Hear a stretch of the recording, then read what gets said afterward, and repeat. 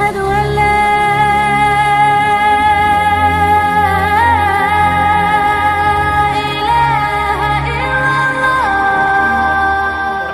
وبرکاتہ۔ محترم ناظرین، اللہ اپنے بندوں سے بہت محبت فرماتے ہیں اور مجھ جیسے گناہ گار بندوں کو اللہ بار بار ایسے موقع دیتے ہیں کہ ہم ان موقعوں سے فائدہ اٹھا کر کے اپنے روٹھے رب کو منا سکیں، اللہ کے سامنے توبہ استغفار کر کے اللہ کی خوشنودی حاصل کر سکیں۔ انتہائی مبارک موقع عشرہ ذی الحجہ ہے۔ اس کے علاوہ بھی اور موقع ہیں۔ عشرہ ذی الحجہ یعنی عید الاضحیٰ سے پہلے کے جو 10 دن ہیں، ان 10 دنوں کی قرآن کریم میں اللہ نے قسم اٹھائی اور فرمایا والفجر ولیال عشر، کہ قسم ہے فجر کی اور قسم ہے ان 10 راتوں کی۔ ان 10 راتوں سے مراد مفسرین کی رائے یہی ہے کہ عید الاضحیٰ سے پہلے کی جو 10 راتیں ہیں وہی۔ تو ان 10 دنوں میں خوب ہمیں عبادت سے کام لینا چاہیے، ذکر و تلاوت، نوافل، صدقہ خیرات سے کام لینا چاہیے اور خاص طور سے گناہوں سے بچنے کا اہتمام کرنا چاہیے۔ حدیث میں آتا ہے کہ اللہ تبارک و تعالیٰ کو کوئی بھی نیک عمل اتنا پسند نہیں ہے جتنا کہ ان 10 دنوں میں۔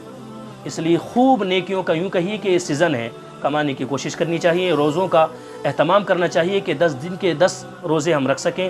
خاص طور سے وہ لوگ، وہ مائیں بہنیں جن کے رمضان کے روزے قضا ہیں، وہ رمضان کے قضا روزے بھی اس عشرے میں رکھ سکتے ہیں۔ بڑے مبارک موقع ہے، دونوں کام ہو جائیں گے، ان کے روزوں کی قضا بھی پوری ہو جائے گی اور اس عشرے کی فضیلت بھی ان کو حاصل ہو جائے گی۔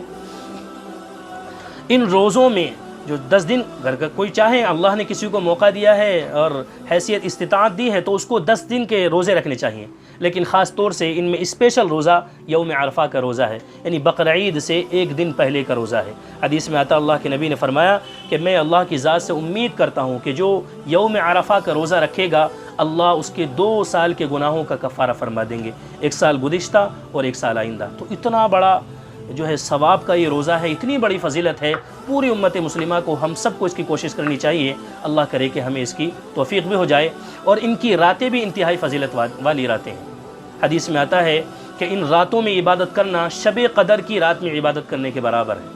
تو شب قدر میں عبادت کرنا، شب قدر کے بارے میں ہے لیلۃ القدر خیر من الف شہر، کہ اگر کسی مسلمان کو شب قدر کی 1 رات میسر ہو جائے، 1 رات میں جا کر وہ عبادت کر لے، تو یوں کہیے کہ اس نے 1000 مہینوں سے زیادہ عرصے میں اور 1000 مہینے سے زیادہ وقت میں اس نے عبادت میں گزار دیا۔ اتنا بڑا موقع ہے، اللہ کرے کہ اس کے دنوں سے بھی اور راتوں سے بھی ہم فائدہ اٹھانے والے بن جائیں۔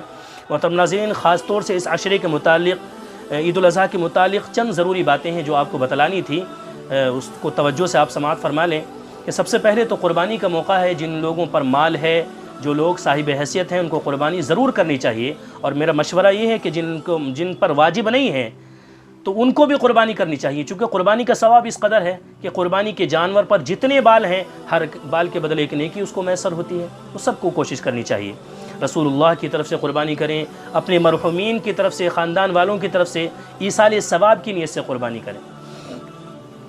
اس عشرے میں سب سے پہلی بات تو یہ کہ قربانی کریں۔ دوسری بات یہ ہے کہ جو لوگ قربانی کرنے کا ارادہ رکھتے ہیں، حدیث میں آتا ہے کہ جو لوگ قربانی کرنے کا ارادہ رکھتے ہیں وہ چاند دیکھنے سے لے کر اپنی قربانی ہونے تک اپنے جسم کے بال اور ناخن وغیرہ نہ کٹائیں۔ ان کے لیے افضل اور مستحب عمل ہے، واجب نہیں ہے۔ بہت سے حضرات سمجھتے ہیں کہ اگر ہم نے جسم کے بال کٹا لیے، ناخن کٹوا لیے تو ہم گناہ گار ہوں گے۔ گناہ گار نہیں ہوں گے، اچھا ہے اگر نہ کٹائیں۔ البتہ وہ لوگ جو قربانی نہیں کر رہے ہیں، جن لوگوں پر جن کا موقع نہیں ہے، قربانی نہیں کر رہے ہیں، اگر وہ لوگ بھی اس عمل کو کریں، یعنی وہ بھی اپنے جسم کے بال اور ناخن نہ کٹائیں، تو اللہ کی ذات سے امید ہے کہ اللہ ان کو بھی ثواب عنایت فرمائیں گے۔ دوسری بات اس عشرے میں جو اہم ہے وہ آپ کو سمجھانی ہے، وہ تکبیرات تشریق ہے۔ دوسرا عمل تکبیرات تشریق ہے، یعنی 9 ذی الحجہ کی فجر سے 13 ذی الحجہ کی عصر تک ہر بالغ مرد عورت پر اس تکبیر کو پڑھنا واجب ہے۔ مرد حضرات بآواز بلند پڑھیں گے اور عورتیں مائیں بہنیں آہستہ آواز میں پڑھیں گے۔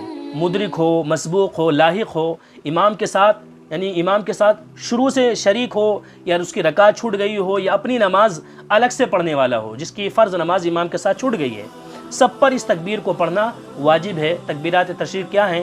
تکبیرات تشریق اس طرح ہیں: اللہ اکبر، اللہ اکبر، لا الہ الا اللہ، واللہ اکبر، اللہ اکبر، وللہ الحمد۔ عشرہ ذی الحجہ کی تقریباً ساری باتوں کو ہم نے بتلانے کی کوشش کی ہے، لیکن پھر بھی کوئی بات اگر رہ گئی ہو یا آپ کے ذہن میں کوئی اشکال، کسی طرح کا کوئی کنفیوژن ہو تو ہم سے کمنٹ میں آپ معلوم کر سکتے ہیں، اور اللہ اس کے رسول کی اس بات کو، دین کے اس پیغام کو صدقہ جاریہ کی نیت سے آپ حضرات آگے بھی شیئر کر دیں، آگے بھی پہنچا دیں۔ جزاک اللہ۔